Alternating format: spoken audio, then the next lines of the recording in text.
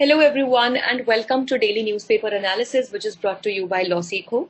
So today we have three articles for a discussion. Two are from the Hindu and one is from the Indian Express Explained section. So the first article is Improving the Indian Judiciary. So this is a very beautifully written article that talks about that in what ways or what areas can we work to improve the Indian judiciary for a longer run, and what are the steps that can be taken in the immediate run as well. The second article is again from the Hindu, which is titled as the UN World Happiness Report. So this talks about the World Happiness Report, what are the parameters of it, why is it important, which countries have actually considered it, and what is the status of the happiness report or the happiness index in India as well. And thirdly, we have the article from Indian Express, which is titled as Anti-defection Law for Independent Legislators. So basically, we have been discussing many a times before about the anti-defection laws. So what is it and what are the rules for the independent legislators would be discussed here.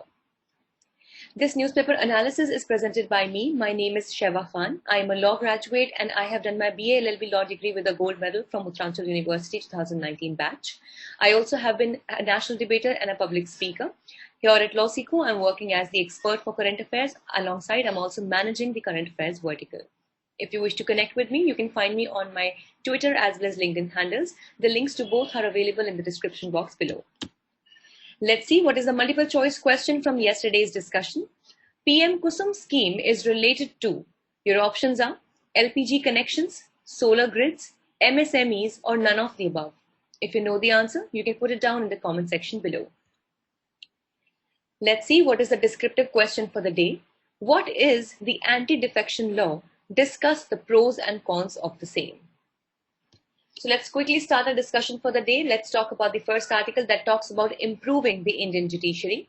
So in an event recently organized by the Karnataka Bar Council, the Chief Justice of India, Justice N.V. Ramana, made a plea to Indianize the courts to make it responsive to the needs of the Indian citizens. Now, this is a very nice idea that has been brought forward by the Chief Justice of India to basically Indianize the court. Now, by Indianizing the court, we mean to suit to the requirements of the Indian citizens, the kind, the nature, the type of people that we have over here. So basically, the functioning of the court should be such that is friendly enough for the Indian citizens. So let's see that what are the measures that have been mentioned that can be used to tackle the sluggish judiciary system in the country, or the slow or the lethargic system of judiciary in the country. The first is filling of the vacancies. Now, this cannot be emphasized enough that the vacancies are a huge problem in the Indian judiciary. Though recently, yes, of course, 9 judges have been promoted. They have been actually appointed as the judges in the Supreme Court of India to fill in the vacancies. But still, when we come to the high courts and other courts in the country, the vacancies are one major problem. So the sanctioned positions need to be filled to bring down the pendency rates, because obviously, as per the population of the country and also keeping in mind the number of trials that are brought to the court, the number of judges to listen to those trials is very less, and that is why we need to have them in proportion. So the reports show that a mere increase of 20% judges would suffice the need. So can you imagine that even if there is an increase of 20% of the number of judges, then it would suffice the need that we actually need for the judges for the cases or the trials pending in the country. Also, the Chief Justices of the High Courts and the CGI, that is the Chief Justice of India, should be made accountable for filling the vacancies. Now here, a big problem is the lack of accountability. That even if there are vacancies in the judiciary, in the courts, still nobody is actually held accountable, and that is why for months and years the vacancies remain so. That is why this proposal has been given in this article that the Chief Justices of the various high courts, wherever there are vacancies, and also the Chief Justice of India should be made accountable, and they should be held responsible for filling up the vacancies well within time to avoid any kind of a further pendency of the cases. This basically would result in the need of 5,000 more courts, and this can be solved by running 5,000 courts in 2 shifts. So basically what we can do is that already available courts can be, they can run into 2 shifts, and thus it can help reduce the pendency of the cases. Now, the second proposal that has been given is using the technology. Yes, of course, the e-technology for the filing of cases and, for the hearing of cases also, we recently got to know in the time of the pandemic. So yes, of course, the judiciary is using technology, but we should be more equipped with technology in the coming times. So the three recommendations of the E-Committee needs to be implemented by the Supreme Court, and these are: first, the computer algorithm decides case listing, case allocation, and the adjournments. Second, the courts need to focus on e-filing. And third, the courts must switch to hybrid virtual mode of hearings for swift disposal of the cases. So these are the things that are actually sought forward to, so that better technological, advancement can be seen in the judicial system of the country, wherein if we have to list the cases, allocate the cases, and we have to look forward for the adjournments, so the computer algorithm should be deciding that instead of any manual labor being required. Second, we should be focusing more on the e-filing of the trials and cases. And thirdly, we should have a hybrid virtual mode of hearing of the cases so that the disposal can be faster as well as more efficient. So the implementation of these systems require no change in laws, and if incorporated, it will bring India to the top 10 legal systems of the world and would also attract international investments and protect every citizen's rights. So this is one of the best parts that we can consider right now, that for all of these things to take place, we do not really need to have any changes or amendments in the already existing laws. So making use of the already available laws, we can have all of these advancements in the coming times. And this will actually give India to stand out amongst the top 10 countries with one of the best legal systems in the world. And it might definitely attract the foreign investments in the similar areas. Now let's understand that how the sluggish or the lethargic judiciary hurts the entire system. The rich and the powerful have a field day, and as they get their cases expedited or delayed as they wish. Now, let's just consider a very common case when the Arnab Goswami case was there. So it was actually listed very quickly, and the cases that were pending even before, they could not even come up for hearing. So this is actually how influential people have a better hand or an easier hand in the courts of law, which definitely is violative of the right to equality, that which ultimately is a fundamental right under Article 14 of the Indian Constitution. So more than 40% cases are solved after 3 years of pendency, while on the contrary, in other countries, this is down to only 1%. So can you understand that if there are 100 cases in total, in India, out of these 100, 40 cases are solved after 3 years of the filing. But in other countries, only 1 out of 100 case has the potential to go above or go beyond a period of 3 years. But in India, definitely we can see that the system of judiciary is very much lethargic and slow. The corruption and the crimes directly affect the justice delivery system, which in turn hurt the poor and the marginalized. And finally, 70% prisoners, on this we have done before as well, that 70% prisoners in India are under trials and are mostly poor citizens.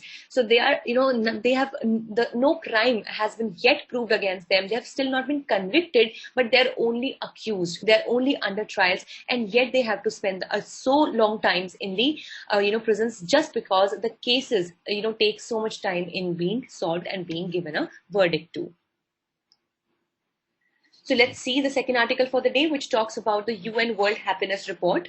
So the connection between law, governance, and happiness has been gaining considerable attention over the last few years. Now, this is a very, kind of a symbiotic relationship that we can see amongst law, governance, and happiness. So basically, law or the rules or the law of the land, it is actually the source of the rights of the people. Now, when rights of the people are given, they need to be governed so that all the people have equal rights available. And when everybody has equal rights available, so definitely what we achieve is the, the happiness amongst the citizens, the civil happiness, the legal happiness all that we have. So definitely law, governance, and happiness, they go hand in hand, and they play a complementary role to one another.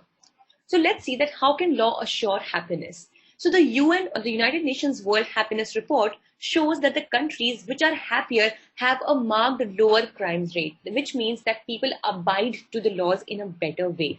Definitely, like for example, in India also, in countries, murder is definitely a crime. But in India, maybe if the people are not following the law properly, due to which, it has not been performing well on the happiness report as well. So here we can see that definitely there is some kind of relationship between the law, which is available in the country, the governance which is there, and also the crime rate, and again, in finality, the happiness that the people experience. So it has been observed that countries that score higher on the rule of law index also secure high ranks in the happiness index. So basically, the countries that are able to maintain to a better extent the rule of law, we all know the rule of law, that there is nothing above the law and law is above all, right? So whichever countries have performed better or higher in the rule of law index have also shown to have performed better in the happiness index. So here the happiness was also determined by certain social demographic factors like the health, education, crime rate, criminal victimization, fear of crime, socio-economic balance. Now just consider a situation, or consider an imaginary place where everybody has a lot of money. So right, everybody has the GDP, there is good GDP, the country has a very good GDP, everybody is rich over there. But anyone can come and murder you, or anyone can come or rape you. There is, still you have money, but you still cannot spend it on education. You have nothing to educate your children, right? Like for example, if we consider the situation of Afghanistan as well. So altogether, Afghanistan is not that poor a country as compared to various other, maybe even some, island countries, or the Pacific, basically, or the African countries. But still, because the situation of health, education, crime, criminal victimization, and other, socio-economic balance, equality, all of these things are very much pathetic in Afghanistan. That is why it has performed to be the worst one in the World Happiness Report. So here we can understand that just the GDP or just financial or economic richness of the country does not ensure the happiness of the country. Even if we take examples of various Middle Eastern countries, they have oil refineries, they have their own crude oil and everything. So they are considerably rich countries. But because people are not given equal rights over there, they have no right, women, they have do not enjoy the equal rights as men. So definitely it actually lags back in the happiness of the citizens. So here it has given an example that UAE has responded to the index by making a Ministry of Happiness. Now this makes UAE the first country of the world to have an exclusive ministry that deals with happiness. Bhutan also has followed the suit by establishing the gross national happiness to measure good governance. So there is a very, a renowned personality of Bhutan known as Samdhu Chhetri. So he actually was the one also who played a very important role in bringing and also realizing the idea of the happiness index. So let's understand that what are the reasons for the dismal performance of the various countries. So the UN Happiness Report of 2021 places India at 139 out of 149 countries. So can you imagine, we are only 10 places better than the last country in the whole index. So definitely we need to pay attention on this, that even after being called such a huge economy of the world, so growing economy of the world, the largest democracy of the world and everything and whatnot, still the people, the citizens of the country are not happy. So this definitely solves, it breaks down the entire purpose of having everything, in the economy or the finances or FDIs and industrialization, etc. Because definitely if the people are not happy, then something is going on wrong. So the social distancing due to the pandemic is one of the chief reasons for the fall of happiness index. Yes, of course, because people have not been able to enjoy the basic nuances or the basic entertainment, or the recreations of life. We cannot go to movies. It's difficult to go to the markets, malls, everything. So these were some small things, but yet very important, that gave happiness to the people. And now, because of the COVID-19 pandemic, people have to maintain physical distancing, due to which the human interaction, the human movement has been restricted, and thus ultimately the happiness has also been hampered. The public policy governance has never taken happiness to be one of the goals of its actions. Now, this is another reason that do our, policy makers, or do our, the executives, or even the legal system, does it even consider that happiness is one of the important goals to be achieved? Not really. So that is why we should take a learning from the UAE and, in the lines of having a separate ministry that looks forward to the happiness of the citizens. And finally, the law is capable to create many positive obligations. However, we limit it to a mere sanctioning instrumentality, and thus we also rank only rank 69 in the World Justice Report as well. So definitely there is a lot that needs to be done in this direction, and India definitely needs to pay attention to the fact that not unless the people of the country are happy, there is no point growing economically, being $5 trillion economy or whatsoever in the coming times. And that is why we also should be taking the responsibility of being happy and fighting for our happiness in the long run. So let's discuss the third article for the day, which talks about the anti-defection laws for the independent legislators. So the independent MLA has joined Congress in spirit because he cannot do so as an independent elected member. Now here we need to note that what actually are the rules of disqualification when the MLA or the member of Legislative Assembly is an independently elected member. Now, by an independently elected member, we simply mean that who does not belong to any political party, who fought the elections, whose candidature was independent of any ticket or any political party. And now if that person has won the elections and has now become the member of Legislative Assembly, so what would be the rules of defection against him? So the 10th schedule of the Constitution also addresses the independent MLAs about joining a party. So let's see the timeline. From 1969 to 1978, the Constitution did not address the issue of independent MLAs joining a political party as to what would be the effect if an independent MLA joins a political party upon or after his election. But in 1985, it was amended and the Indian Constitution prevented, now please note here that it actually prevented the independent MLAs from joining political parties after their election and gave the nominated members basically a 6-month window for joining a party. Here are two things that we are considering at the same time. One is an independently elected member and the other is a nominated member. So if we talk about an independently elected member, the 1985 amendment of the Constitution restricts or prevents an independent MLA from joining a political party after his election. And on the contrary, a nominated person or a nominated member may join a political party within a period of 6 months. So let's consider that what are the rules of disqualification. So the ultimate decision of the disqualification sits with the presiding officer of the legislature. Yes, of course. So however, no time frame to take such decision is prescribed, which ultimately is the source of all the problems, because in these cases what happens is that when the speaker, he belongs to a particular political party, of course he does, and generally he belongs to the ruling party of the state or whatever the case be.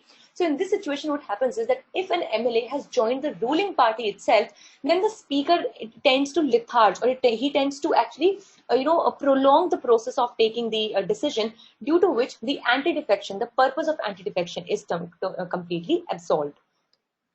Now, this may often make speakers the target of political bias from both the sides, as we just discussed, though the Supreme Court has held that a decision for disqualification must be taken within 3 months' time.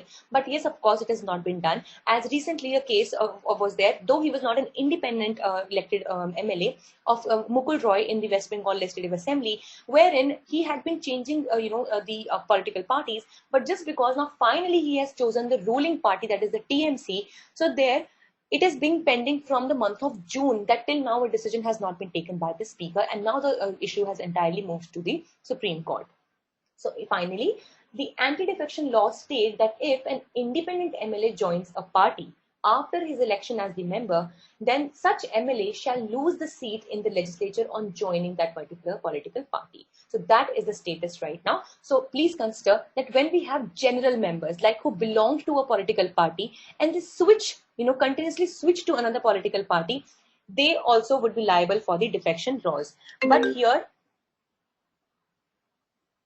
we need to see that they actually will switch. Now here, the independent member will join the political party. So these are the two different things. That for the normal one, the elected member who is there belonging to a particular party, he needs to continuously switch or do something like that.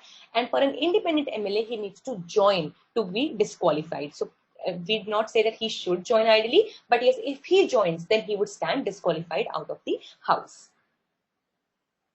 So that was all for the day. Thank you so much for joining in. We hope it was a good and informative session for you all. Do not forget to catch the podcast analysis for the same on Spotify, Google, Anchor, as well as Apple Podcast. Also, if you wish to download the PDF of today's slides, you can join our Telegram channel. The link is given in the description box below, or you can scan the QR code that you can see on our screens right now. Also, for other crisp content, do not forget to follow us on our official Instagram channels for Judiciary, CLAT Prep, UGC Net, as well as LawSikho Law Finance. Thank you so much.